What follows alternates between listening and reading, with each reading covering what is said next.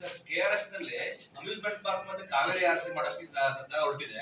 ಆದ್ರೆ ಮಂಡ್ಯದಲ್ಲಿ ರೈತರು ನಾನು ನಮ್ಮ ರಾಜಕೀಯ ವೃತ್ತ ಜೀವನ ಪ್ರಾರಂಭ ಆಗಿದ್ದು ಮೊದಲು ಕೂಡ ಇದಕ್ಕೆ ವಿರೋಧವನ್ನು ವ್ಯಕ್ತಪಡಿಸಿದ್ದೀನಿ. ಅಮ್ಯೂಸ್ಮೆಂಟ್ ಪಾರ್ಕ್ನ ಅವಶ್ಯಕತೆ ಇಲ್ಲ ಅಂತ ಬೇಕಾದಷ್ಟು ಸತಿ ಹೇಳಿದ್ದೀನಿ. ಇದು ರೈತರು ಆಗ್ಲೇ ಬಹಳ ಸ್ಪಷ್ಟವಾಗಿ ಇದ್ರ ಬಗ್ಗೆ ಬಹಳ ವಿಸ್ತಾರವಾಗಿ ಮಾತಾಡಿದರೆ, ವಿರೋಧವನ್ನು ಕೂಡ ವ್ಯಕ್ತಪಡಿಸಿದ್ದಾರೆ. ನಮ್ಮಲ್ಲಿ ಏನು ಅದ್ರ ಬಗ್ಗೆ ಏನು ಎರಡು ಮಾತಿಲ್ಲ. ರೈತರ ಧ್ವನಿನೇ ನೀವು ಪ್ರಥಮವಾಗಿ ಪರಿಗಣಿಸಬೇಕಾಗಿದೆ.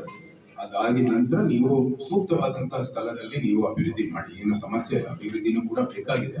ಆದ್ರೆ ಬರೀ ಇದೇ ಜಾಗದಲ್ಲಿ ನೀವು ಈ ಅಮ್ಯೂಸ್ಮೆಂಟ್ ಪಾರ್ಕ್ ಮಾಡ್ಬೇಕು ಅಂತ ಏನಿಲ್ಲ. ಮಂಡ್ಯ ಜಿಲ್ಲೆಯಲ್ಲಿ ಅನೇಕ ಜಾಗಗಳಿದಾವೆ, ಅನೇಕ ಕ್ಷೇತ್ರಗಳಿದಾವೆ. ಅಲ್ಲೂ ಕೂಡ ನೀವು ಬಂದು ಅಭಿವೃದ್ಧಿ ಮಾಡಬಹುದು. ಅದೇನೋ ಲಫ್ ಜಾಗದಲ್ಲೂ ಅವರು ಅದನ್ನ ಮಾಡ್ಬೇಕು ಅಂತ ಹೇಳಿದ್ದಾರೆ. ಅದಕ್ಕೂ ಕೂಡ ಅವರು ದಯವಿಟ್ಟು ಅದನ್ನ ಪರಿಗಣಿಸಿ. ರೈತರು ಏನು ಸಲಹೆ ಕೊಡ್ತಾ ಇದ್ದಾರೆ ಅದನ್ನ ಅವರು ಪರಿಗಣಿಸಬೇಕಾಗಿತ್ತು. ಅದು ಅತಿ ಅವಶ್ಯ. ಪ್ರಕೃತಿ ಇರುವಂತದ್ದು ವಲಯ. ಸೊ ಆ ನಿಟ್ಟಿನಲ್ಲೂ ಕೂಡ ಅಧಿಕೃತವಾಗಿ ಈಕೋ ಸೆನ್ಸಿಟಿವ್ ಝೋನ್ ಆಗಿ ಗುರುತಿಸಲಾಗಿಲ್ಲ. ಆದ್ರೂ ಸಹ ಜನರ ಭಾವನೆ ಏನಿದೆ, ರೈತರ ಭಾವನೆ ಏನಿದೆ, ಅದನ್ನು ಕೂಡ ನಾವು ಪರಿಗಣಿಸಬೇಕಾಗಿದೆ. ಭಾರತೀಯ ಜನತಾ ಪಾರ್ಟಿ ಯಾವತ್ತೂ ಸಹ ಮತ್ತು ನಾವು ಕೂಡ ಅದಕ್ಕೆ ಸೇರ್ಪಡೆ ಆಗಿರೋದು ಏನಂತ ಅಂದ್ರೆ ಜನರ ಧ್ವನಿ ಆಗಿದೆ. ಜನರ ಏನು ತಮ್ಮ ಏನು ಅಭಿಪ್ರಾಯವನ್ನು ವ್ಯಕ್ತಪಡಿಸುತ್ತಾರೆ ಅದರ ಮೇರೆಗೆ ನಾವು ಕೆಲಸವನ್ನು ಮಾಡೋದು. ಈ ನಿಟ್ಟಿನಲ್ಲಿ ನಮ್ಮ ರೈತರು, ಸ್ಥಳೀಯರು, ಅಂದ್ರೆ ಅಲ್ಲಿ ಬದುಕ್ತಾ ಇರೋರಿಗೆ ಇದು ಒಂದು ಸಕಾರಾತ್ಮಕವಾದಂತಹ ಬೆಳವಣಿಗೆ ಅಂತ ಅವ್ರು ಹೇಳುವಾಗ ನಾವು ಕೂಡ ಯಾವಾಗ್ಲೂ ಅವ್ರ ಜೊತೆಗೆ ಇರ್ತೀವಿ. KRS ಆಗ್ಲೇ ಬೃಂದಾವನ್ ಗಾರ್ಡನ್ಗೆ ಸಾವಿರಾರು ಜನ ಬರ್ತಾರೆ ದಿನನಿತ್ಯ. ನಿಮ್ಗೆ ಗೊತ್ತಿದೆ ಟ್ರಾಫಿಕ್ ಗೋಸ್ಕರ ಏನೇನು ನಮ್ಗೆ ಸಮಸ್ಯೆ ಇದೆ. ಸುತ್ತಮುತ್ತ ಹೋಗೋಕೆ ಆಗಲ್ಲ. ಅಲ್ಲಿ ಟ್ರಾಫಿಕ್ ವಾರಾಂತ್ಯದಲ್ಲಿ ಹೋದ್ರೆ ನಮ್ಗೆ ಹೋಗೋಕೆ ಆಗಲ್ಲ. ಸೊ ಪ್ರವಾಸೋದ್ಯಮ ದೃಷ್ಟಿಯಲ್ಲಿ ಅನುಕೂಲ ಆಗುವಂತ ವ್ಯವಸ್ಥೆ ಮಾಡೋದ್ ಹೊರತು ಬೇರೆ ಹೊಸದಾಗಿ ನೀವು ಅಮ್ಯೂಸ್ಮೆಂಟ್ ಪಾರ್ಕ್ ಇತ್ಯಾದಿ ಎಲ್ಲ ಮಾಡ್ಬೇಕಂದ್ರೆ ಬೇರೆ ಜಾಗ ಗುರುತಿಸಿ ಮತ್ತು ಎಲ್ಲಕ್ಕಿಂತ ಮುಖ್ಯವಾಗಿ ಸ್ಥಳೀಯರ ಒಂದು ಅಭಿಪ್ರಾಯವನ್ನು ನೀವು ಪರಿಗಣಿಸಬೇಕು. ಸ್ಯಾನಿಟೇಷನ್ ಕೂಡ ಬಹಳಷ್ಟು ಇಂಪ್ರೂವ್ ಆಗಿದೆ. ಸೊ ಈ ನಿಟ್ಟಿನಲ್ಲಿ ಸುಮಾರು 60,000 70,000 ಅಷ್ಟು ಇನ್ಫೆಂಟ್ ಡೆತ್ಗಳು ಅವಾಯ್ಡ್ ಆಗಿರ್ತಕ್ಕಂಥದ್ದು ಅಂತ ಬಹಳ ಕೂಡ ಸ್ಪಷ್ಟವಾಗಿ ಇಲ್ಲಿ ಕಾಣ್ತಾ ಇದೆ. ಇದು ಎಲ್ಲಾನು ಕೂಡ ವರ್ಲ್ಡ್ ಅಂದ್ರೆ IMF ಅಥವಾ ಮಾನಿಟರಿ ಫಂಡ್ ಮೂಲಕ ಅಥವಾ ವರ್ಲ್ಡ್ ಬ್ಯಾಂಕ್ ಮೂಲಕ ಬಂದಿರ್ತಕ್ಕಂಥ ಸಂಗತಿಗಳು. ಬರೀ ಭಾರತ ಸರ್ಕಾರ ಹೇಳ್ತಾ ಇಲ್ಲ ಅಥವಾ ಭಾರತದ ಒಂದು ಸಂಸ್ಥೆ ಹೇಳ್ತಾ ಇಲ್ಲ, ಅಂತಾರಾಷ್ಟ್ರೀಯ ಸಂಸ್ಥೆಗಳು ಹೇಳ್ತಾ ಇರ್ತಕ್ಕಂಥ ಬಹಳ ಸ್ಪಷ್ಟವಾಗಿ ನಿರ್ದಿಷ್ಟವಾಗಿ ನಾವು ಕರ್ನಾಟಕಕ್ಕೆ ಬರ್ಬೇಕಂದ್ರೆ ನಮ್ಮ ಏನು ಹೆದ್ದಾರಿಗಳು ನಿರ್ಮಾಣ ಮಾಡಿರತಕ್ಕಂಥದ್ದು ಇಲ್ಲಿ ಕರ್ನಾಟಕದಲ್ಲೇ ನಮ್ಮ ಮೈಸೂರು ಬೆಂಗಳೂರು ಹೈವೇ ಆಗ್ಲೇ ನಾನು ಉಲ್ಲೇಖ ಮಾಡಿದ್ದೀನಿ. ಅದ್ರ ಜೊತೆಗೆ ಬೆಂಗಳೂರಿನ ಸ್ಯಾಟಲೈಟ್ ಟೌನ್ ರಿಂಗ್ ರೋಡ್ ರಸ್ತೆ ಇಲ್ಲಿ 27,000 ಕೋಟಿ ರೂಪಾಯಿ ಬಿಡುಗಡೆ ಮಾಡಿದ್ದಾರೆ. ಅದ್ರ ಜೊತೆಗೆ ರೈಲ್ವೆ ಇಲಾಖೆ ನಿಮ್ಗೆಲ್ಲರಿಗೂ ಗೊತ್ತಿದೆ, ಇದೇ ಬಜೆಟ್ ಅಲ್ಲಿ ನಮ್ಗೆ ಸುಮಾರು 7,564 ಕೋಟಿ ರೂಪಾಯಿಯನ್ನು ಮೀಸಲಿಟ್ಟಿದ್ದಾರೆ ಅನೇಕ ರೈಲ್ವೆ ಅಭಿವೃದ್ಧಿಗಾಗಿ. ಮತ್ತೆ ಇಲ್ಲಿ 10 ವಂದೇ ಭಾರತ್ ರೈಲ್ಗಳನ್ನು ಶುರು ಮಾಡಿದ್ದಾರೆ. ಅದರ ಜೊತೆಗೆ 56 ರೈಲ್ವೆ ನಿಲ್ದಾಣಗಳನ್ನು ಅಮೃತ್ ಭಾರತದ ಯೋಜನೆಯಲ್ಲಿ ಅದನ್ನು ಕೂಡ ಆಧುನೀಕರಣ ಮಾಡುವಂತ ಕೆಲಸವನ್ನು ಮಾಡಿದ್ದಾರೆ. ಜೊತೆಗೆ ನಮ್ಮ ಏರ್ಪೋರ್ಟ್ ಇಲ್ಲಿ ಬೆಂಗಳೂರು ಏರ್ಪೋರ್ಟ್ ಕೂಡ ನಮ್ಮ ಈ ಕೇಂದ್ರದ ಅಡಿಯಲ್ಲೇ ನವೀಕರಣ ಆಗಿರೋದು. 2ನೇ ಟರ್ಮಿನಲ್ ಕೂಡ ಕೇಂದ್ರದ ಒಂದು ಅಡಿಯಲ್ಲೇ ಅದರ ನಿರ್ಮಾಣ ಆಗಿರ್ತಕ್ಕಂಥದ್ದು. ಶಿವಮೊಗ್ಗದಲ್ಲಿ ಹೊಸ ಏರ್ಪೋರ್ಟ್ ಬಂದಿದೆ.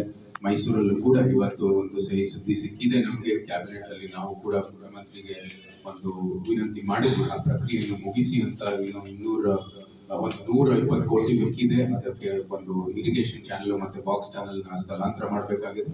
ಅದಕ್ಕಾಗಿ ಅದನ್ನು ಕೂಡ ಮಾಡಿರ್ತಕ್ಕಂಥದ್ದು. ಇವಾಗ ಮೈಸೂರಲ್ಲೂ ಕೂಡ ಏರ್ಪೋರ್ಟ್ ಶೀಘ್ರದಲ್ಲಿ ಆಗುತ್ತೆ. ಸೊ ಎಲ್ಲ ಒಳ್ಳೆ ಬೆಳವಣಿಗೆಗಳು ನಾವು ಮೆಚ್ಚಬೇಕಾಗಿದೆ. ಮೂಲ ಸೌಕರ್ಯ ಇರ್ಬೋದು, ಜನರ ಹಿತದೃಷ್ಟಿಯಲ್ಲಿ ಯೋಜನೆ ಇರ್ಬೋದು, ಪಾರಂಪರ್ಯ ಸಂರಕ್ಷಣೆ ಇರ್ಬೋದು, ಎಲ್ಲ ಕಡೆ ಕೂಡ ಒಂದು ಅಭಿವೃದ್ಧಿ ಆಗ್ತಾ ಇದೆ. ವಿಶೇಷವಾಗಿ ಮತ್ತು ಮಂಡ್ಯಕ್ಕೆ ಬಹಳ ಮುಖ್ಯವಾದದ್ದು ರೈತರ ಕಲ್ಯಾಣ. ಇದರಲ್ಲೂ ಕೂಡ ಯಾರು ನಿಜಕ್ಕೂ ಹೋಲಿಕೆ ಮಾಡಕ್ಕಾಗಲ್ಲ. ನಮ್ಮ ಮೋದಿ ಸರ್ಕಾರದಲ್ಲಿ ಎಷ್ಟು ನಮ್ಮ ರೈತರಿಗೆ ಅನುಕೂಲ ಆಗುವಂತ ದೃಷ್ಟಿಯಲ್ಲಿ ನಿರ್ಣಯ ಮಾಡಿದ್ದಾರೆ. ಈ ಬಜೆಟ್ ಅಲ್ಲೇ ತಾವೆಲ್ಲರೂ ನೋಡಿರ್ಬೇಕು. MSME ಮತ್ತೆ ಇನ್ವೆಸ್ಟ್ಮೆಂಟ್ ಹಾಗೂ ನಮ್ಮ ಇನೋವೇಷನ್ ಜೊತೆಗೆ ರೈತರ ಕಲ್ಯಾಣ, ರೈತರಿಗೋಸ್ಕರ ಅಗ್ರಿಕಲ್ಚರ್ ಅಂತ ಒಂದು ಯಂತ್ರ ಆಗಿ ಅದನ್ನ ನಮ್ಮ ಭಾರತದ ವಿಕಸಿತ ಭಾರತ ರೂಪಿಸಲಿಕ್ಕೆ ಅಗ್ರಿಕಲ್ಚರ್ ಸೆಕ್ಟರ್ನೇ ಒಂದು ಯಂತ್ರ ಅಂತ ಗುರುತಿಸಿದ್ದಾರೆ. ಅದ್ರ ಜೊತೆಗೆ ಕೃಷಿ ಬಜೆಟ್ ಅನ್ನು ಇತಿಹಾಸದಲ್ಲಿ ಇಂಥ ಒಂದು ಹಣ ಮೀಸಲಿಡೋದು ಎಲ್ಲೂ ಕಂಡಿಲ್ಲ ನಾವು. ನಮ್ಮ MSP ಏನು ನಮ್ಮ ಕನಿಷ್ಠ ಬೆಂಬಲ ಬೆಲೆ ಇಲ್ಲಿ ಉತ್ಪಾದನೆ ವೆಚ್ಚಕ್ಕಿಂತ 50ಕ್ಕೂ ಹೆಚ್ಚು ಕನಿಷ್ಠ ಬೆಂಬಲ ಬೆಲೆಯನ್ನು ನಿಗದಿಪಡಿಸಿದರೆ ಹಾಗೂ ರೈತರಿಗೆ ಬೆಲೆ ವ್ಯತ್ಯಾಸದಿಂದ ಕೂಡ ರಕ್ಷಣೆಯನ್ನು ಸಿಕ್ಕಿದೆ. ಇಲ್ಲಿ ಬಡವರಿಗೋಸ್ಕರ, ನಮ್ಮ ರೈತರಿಗೋಸ್ಕರ, ನಮ್ಮ ಅತಿ ಸಣ್ಣ ಮತ್ತು ಮಧ್ಯಮ ಏನು ವ್ಯಾಪಾರಸ್ಥರಿದ್ದಾರೆ MSME ಮೂಲಕ ಅವ್ರಿಗೂ ಕೂಡ ಒಂದು ಒಳ್ಳೆ ಕ್ರೆಡಿಟ್ ಇರ್ಬೋದು, ಅವ್ರಿಗೆ ಒಳ್ಳೆ ವ್ಯವಸ್ಥೆ ಇರ್ಬೋದು, ತರಬೇತಿ ಇರ್ಬೋದು, ಅವ್ರಿಗೆ ಕೌಶಲ್ಯ ಅಭಿವೃದ್ಧಿ ಇರ್ಬೋದು, ಎಲ್ಲಾನು ಕೂಡ ಅನೇಕ ಸ್ಕೀಮ್ಗಳಿದೆ. ಮೇಕ್ ಇನ್ ಇಂಡಿಯಾ, ನಮ್ಮ ಮೈಸೂರು ಸಂಸ್ಥಾನ, ಅದು ಮಂಡ್ಯನೂ ಕೂಡ ಬಹಳ ಪ್ರಸಿದ್ಧ ಆಗಿರ್ತಕ್ಕಂಥದ್ದು. ಹಳೆಯ ಕಾಲದಲ್ಲಿ ಮೇಕ್ ಇನ್ ಮೈಸೂರು ಅಂತ, ಇಲ್ಲ ಮೈಸೂರು ಬ್ರ್ಯಾಂಡ್ ಅಲ್ಲಿ ಯಾವ ರೀತಿ ಮಾಡಿದ್ರು ಅದೇ ರೀತಿ ಇವಾಗ ಮೇಕ್ ಇನ್ ಇಂಡಿಯಾ ಅಲ್ಲಿ ಸಂಪೂರ್ಣವಾಗಿ ಮೇಕ್ ಇನ್ ಇಂಡಿಯಾ ಉತ್ಪನ್ನಗಳು, ಮೇಕ್ ಇನ್ ಇಂಡಿಯಾ ವಸ್ತುಗಳು ಇವಾಗ ಎಲ್ಲರಿಗೂ ಲಭ್ಯವಿದೆ. ಭಾರತನೇ ಭಾರತಕ್ಕೋಸ್ಕರ ಉತ್ಪಾದಿಸ್ತಾ ಇದೆ, ಬರೀ ಭಾರತಕ್ಕೋಸ್ಕರ, ಇಡೀ ವಿಶ್ವಕ್ಕೋಸ್ಕರ ನಾವು ಅನೇಕ ವಸ್ತುಗಳನ್ನು ಉತ್ಪಾದನೆಗಳನ್ನು ಉತ್ಪಾದಿಸ್ತಾ ಇದ್ದೀವಿ. ಸೊ ಇಂಥ ಒಳ್ಳೆ ಬೆಳವಣಿಗೆಗಳಿರುವಾಗ, ಎಲ್ಲ ಕ್ಷೇತ್ರದಲ್ಲೂ ಸಂಪೂರ್ಣವಾಗಿ ಒಂದು ಅಭಿವೃದ್ಧಿ ಆಗುವಾಗ ನಾವು ಪ್ರಧಾನಮಂತ್ರಿ ಅವರಿಗೆ ನಮ್ಮ ಅಭಿನಂದನೆಗಳನ್ನು ಸಲ್ಲಿಸಬೇಕಾಗಿದೆ.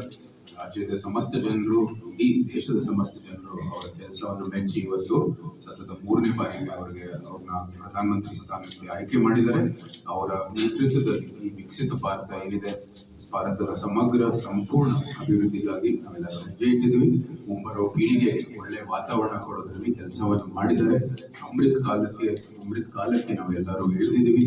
ಈ ಮಾಡುವಂತ ನಿರ್ಣಯಗಳು ಮುಂದೆ ಭವಿಷ್ಯದಲ್ಲಿ ನಾವು ರೂಪಿಸುವಂತದ್ದು ಏನೇನು ಚೌಕಟ್ಟಿದೆ ಅದು 100 ವರ್ಷಕ್ಕೂ ಭಾರತೀಯರಿಗೆ ಲಾಭ ಆಗುವಂತ ಕೆಲಸ ಮಾಡ್ತಾ ಇದೀವಿ. ಕೇಂದ್ರ ಸರ್ಕಾರ, ಪ್ರಧಾನಮಂತ್ರಿ ಅವರ ನೇತೃತ್ವದಲ್ಲಿ ಸಕಾರಾತ್ಮಕವಾಗಿ ಭಾರತೀಯರಿಗೋಸ್ಕರ ಕೆಲಸವನ್ನು ಮಾಡ್ತಾ ಇದೆ. ಎಲ್ಲರ ಒಂದು ಬೆಂಬಲ ಬೇಕಾಗಿದೆ, ಕೈ ಜೋಡಿಸಬೇಕಾಗಿದೆ. ನಮ್ಮ ಮಂಡ್ಯ ಜಿಲ್ಲೆಯೂ ಕೂಡ ಯಾವತ್ತೂ ಸಹ ಒಂದು ಪ್ರಗತಿಪರ ಕ್ಷೇತ್ರ. ಯಾವುದೇ ಒಂದು ಹೋರಾಟದಲ್ಲೂ ಸಹ ಇದು ಪ್ರಥಮವಾಗಿ ನಿಂತಿರುವಂತದ್ದು ಕ್ಷೇತ್ರ. ಕನ್ನಡ ಮಾತಾಡೋದ್ರಲ್ಲೂ ಸಹ ಇದು ಪ್ರಥಮವಾಗಿ ನಿಂತಿರುವಂತಹ ಕ್ಷೇತ್ರ.